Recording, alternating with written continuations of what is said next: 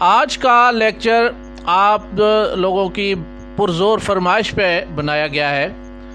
کہ عدم اعتماد کی آئین میں کیا گنجائش ہے اور آئین میں اس کی تشریح کیا ہے اور آئین کے مطابق اس کا پروسیس اور پروسیجر کیا ہے، رولز آف بزنس کیا کہتے ہیں اور پارلیمانی روایات کیا کہتی ہیں۔ کیا عدم اعتماد کی تحریک کامیاب ہونے کے بعد بھی عمران خان وزیر اعظم پاکستان رہ سکتے ہیں، اور اگر صدر کے احکامات پہ وہ رہ سکتے ہیں تو کیا وہ مکمل طور پہ با اختیار وزیر اعظم رہ سکتے ہیں اور کتنے عرصے تک وہ رہ سکتے ہیں، اور اگر صدر انہیں دوبارہ کام جاری رکھنے کے لیے مکمل با اختیار وزیر اعظم بنانے کے لیے احکامات جاری کر دیتا ہے تو کیا وزیر اعظم عمران خان مکمل طور پہ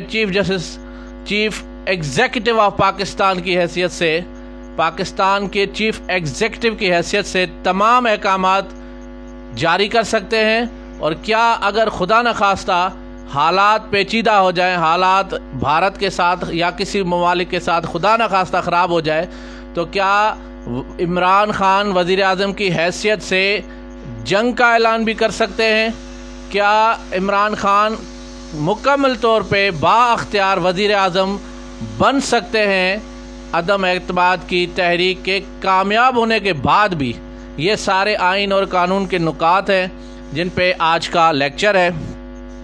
My name is Ghulam Sajjad Gopang. I am MBA Finance first position holder from IBA University of Sindh Jamshoro. I am LLB first position holder from Quaid-e-Azam Law College Nawab Shah Sindh. I am the first advocate Supreme Court in the history of Nawab Shah Bar Association, and I am the youngest advocate in the history of Supreme Court of Pakistan. I am practicing mainly at Supreme Court Islamabad, having more than 1000 cases at Supreme Court and more than 100 cases reported in PLD law books of Pakistan. And my most famous cases of Supreme Court are 2019 SCMR page number 2063. My second case is PLD 2020 Supreme Court 293, and my third and latest and most famous case is PLD 2022 Supreme Court page number 64. میں آپ سب clients اور دوستوں کی مہربانی کی وجہ سے مصروف بہت زیادہ ہوتا ہوں، اس لیے کالز اٹینڈ نہیں کر سکتا، تو سب سے یہی گزارش ہمیشہ ہر لیکچر میں کرتا ہوں کہ میرے واٹس ایپ نمبر 033326826662 پہ آپ میسج کر لیا کریں کسی بھی گائیڈ لائن کے لیے یا کسی بھی کیس سے ڈسکس کرنے کے لیے، کوئی بھی قانونی مشورہ چاہیے اس کے لیے میں اور میری لیگل ٹیم جیسے ہی فری ہوں گے تو فوراً آپ سے کوآرڈینیٹ کریں گے اور آپ کو رہنمائی فراہم کریں گے۔ سب سے پہلی بات یہ ہے کہ اس وقت جو عدم اعتماد کی تحریک ہے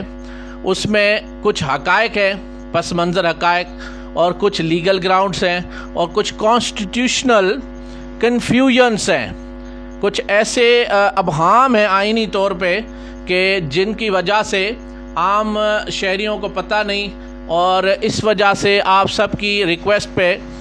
میں تمام تر مصروفیات ترک کر کے آپ کے لیے لیکچر بنا رہا ہوں۔ اس وقت کی جو پوزیشن ہے اس میں سب سے پہلے کچھ حقائق ہیں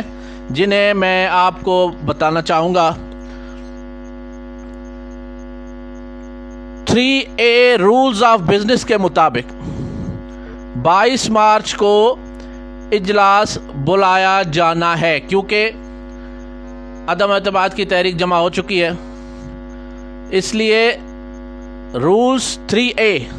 رولز آف بزنس کے مطابق 22 مارچ کو اجلاس بلانا ہی بلانا ہے، اور 7 دن کے اندر یعنی 28 مارچ کو عدم اعتماد کی تحریک پیش ہو جانی ہے۔ اس وقت پوزیشن یہ ہے کہ 23 مارچ کو 48 ممالک کے وزرائے خارجہ کی 23 مارچ 2022 کو 48 ممالک کی وزرائے خارجہ کی اسلام آباد میں 14-15 سالوں کے بعد اسلامی سربراہ کانفرنس منعقد ہو رہی ہے، جس میں 48 ممالک کے وزرائے خارجہ شریک ہو رہے ہیں، اور 23 مارچ کی یوم آزادی کی پریڈ میں بھی یہ سارے 48 ممالک کے وزرائے خارجہ اسلامی جو سربراہ کانفرنس میں شریک ہوں گے۔ یہ سارے 23 مارچ کی پریڈ میں بھی شریک ہوں گے، اس میں بھی مہمان کے طور پر شریک ہوں گے۔ اور اس پوزیشن میں عدم اعتماد کی تحریک کا آنا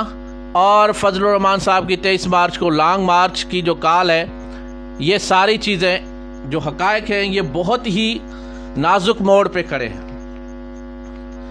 اب آ جاتے ہیں نمبر گیم۔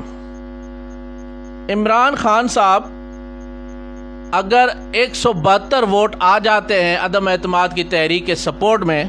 تو عمران خان صاحب وزیر اعظم کے عہدے سے الگ ہو جائیں گے۔ اب ان کے پاس جو پوزیشن ہے وہ یہ ہے کہ وزیر اعظم کو ہٹانے کے لیے اب تک اپوزیشن کے پاس 162 ایم این ایز اپنے موجود ہیں، اپنے ووٹ ہیں۔ اس کے علاوہ ان کا دعویٰ ہے کہ ان کے پاس 24 ایم این ایز ایسے ہیں کہ جو حکومت سے ناراض ہیں اور وہ بھی ان کو سپورٹ کریں گے۔ یعنی پی ایم ایل این کہتی ہے کہ 16 ایم این ایز ان کے ساتھ رابطے میں ہیں جو پی ایم ایل این کو کی وجہ سے عدم اعتماد کو سپورٹ کریں گے۔ پیپلز پارٹی کہتی ہے کہ 6 ایم این ایز ایسے ہیں کہ جو ہماری وجہ سے عدم اعتماد کو سپورٹ کریں گے۔ جمعیت علماء اسلام کہتی ہے کہ 2 ہمارے پاس ایسے ایم این اے ہیں، اور جو ترین گروپ ہے وہ کہتا ہے کہ 7 ہمارے پاس ایسے ایم این اے ہیں،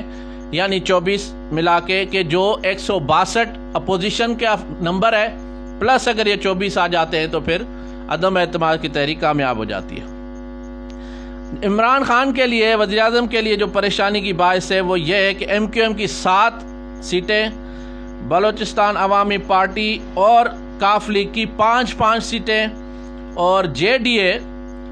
جوائنٹ ڈیموکریٹک الائنس جو سندھ کا ہے اس کی 3 سیٹیں، اور شیخ رشید کی پاکستان عوامی پارٹی کی 1 set.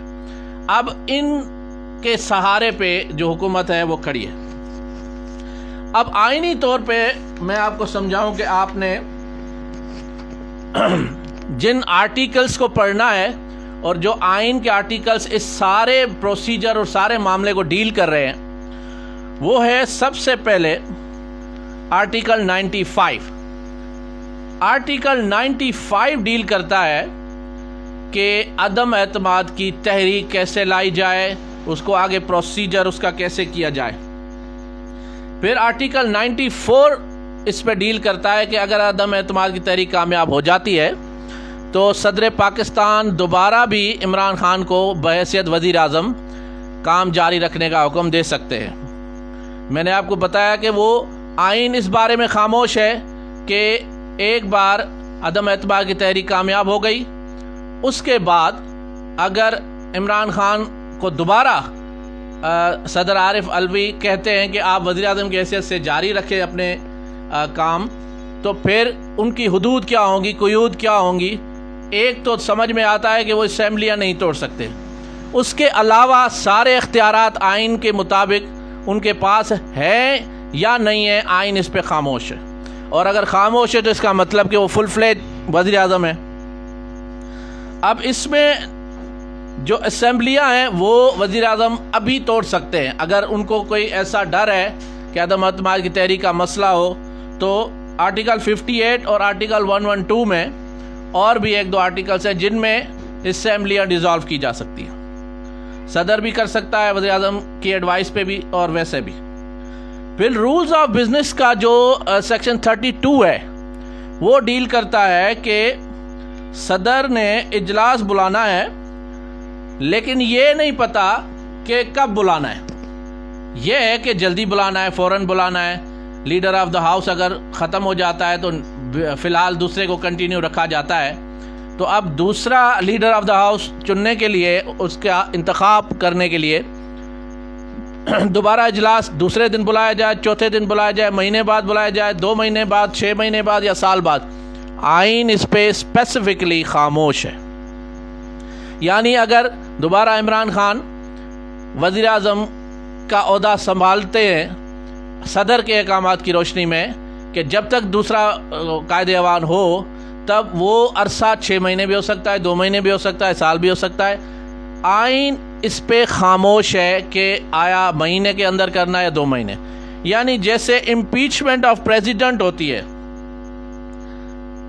Impeachment of president article 59 of constitution میں ہے کہ اگر صدر مملکت کو آئین کی خلاف ورزی پہ ہٹایا جاتا ہے تو 60 دن کے اندر پھر صدر مملکت کو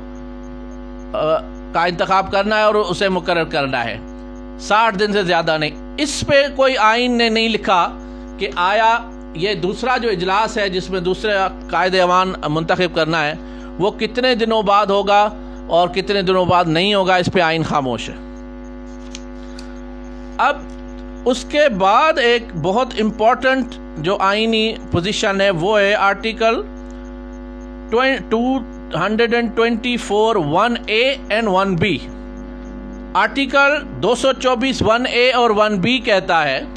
کہ جو نئے انتخابات ہیں وہ نگران حکومت کی زیر نگرانی، آزاد حکومت کی، غیر جانبدار حکومت کی زیر نگرانی ہوں گے. اب اگر اسمبلیاں ڈیزالو، اگر قومی اسمبلی کر دی جاتی ہے، نئے الیکشنز ہوتے ہیں تو جو صوبائی اسمبلیاں ہیں وہ تو اپنی جگہ موجود ہیں، وہاں پہ تو کوئی عدم اعتماد آئی نہیں ہے، وہ تو برقرار ہیں.